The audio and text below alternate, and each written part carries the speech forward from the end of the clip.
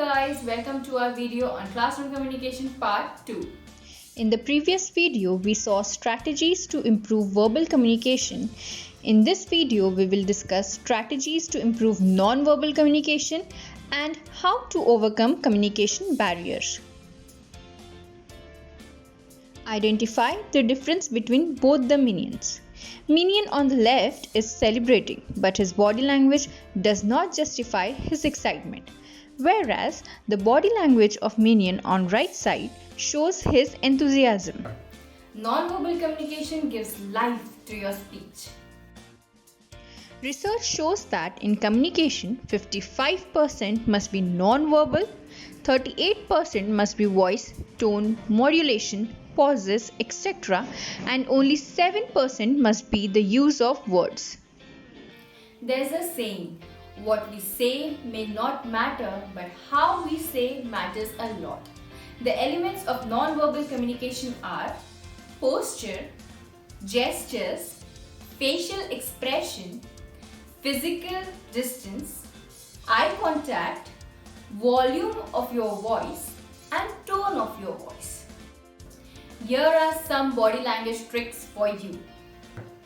Trick number 1. While teaching, keep your forearms loose. Move your shoulder back and keep your head up. It will help you maintain the room and hold your material. Trick number 2. Our hands are our assured indicators. It means that when others are not able to see our hands, they have difficulty trusting us. Whenever you are explaining in front of a class, you always need to have your hands noticeable. Keep your hands out of your pocket. Don't put them behind your back or under the table. Trick number 3. The body language cues like smiling, nodding, leaning in, and employing open palms have potent effect on learning. It makes students feel safe and engaged in the lesson. They become more focused and displayed. These non-verbal cues also boost confidence and motivation. Trick number 4. You can bring your lesson to life by using different voices. You might change the pitch, volume or melody of your voice to convey an emotion or mood, to indicate size and speed, to hint at something anonymous, to heighten interest or even to motivate students. These tricks will help you with your verbal and non-verbal communication. But what about students? How will you know that students are listening and understanding the topic? Asking questions is not the only solution to this. Let's see some tricks to secretly identify if your students are paying attention and grasping what you are teaching them. Trick number 1.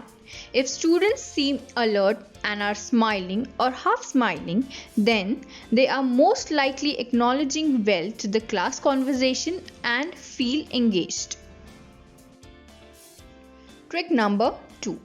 If a student has an emotionless expression on the face, then the student may be uninterested and simply biding time until you let the class go for the day. Trick number 3. If student is tapping their feet on the floor or sprinting their legs up and down, this indicates that the student is restless with the lecture, discussion or display. Although they might also have a physical or physiological purpose for these actions. Students may be trying not to fall asleep. A student who is concentrating will usually be sitting up straight, whereas a student who is uninterested or disengaged may very well be drooping. Then what? Energizers are there for your rescue. If a bulk of the class seems disengaged or uninterested, consider stopping your lecture and going for a group project or open class discussion. Third major part of effective communication is releasing communication barriers. Few communication barrier for your class could be, say, students' chatter or outside noise can make listening difficult. Different students may receive and hear the same message but interpret it differently. It may happen that you may be irritated with something that is bothering you, but you might take that anger out on the students despite no fault of theirs.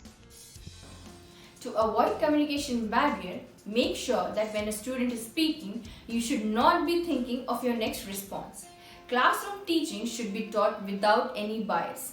Having this premature conclusion that this particular student is weak and will not be able to give the correct answer is a barrier to communication. Hope these verbal and non-verbal communication tricks will help you improve your classroom communication. Please don't forget to subscribe to our channel. Happy learning!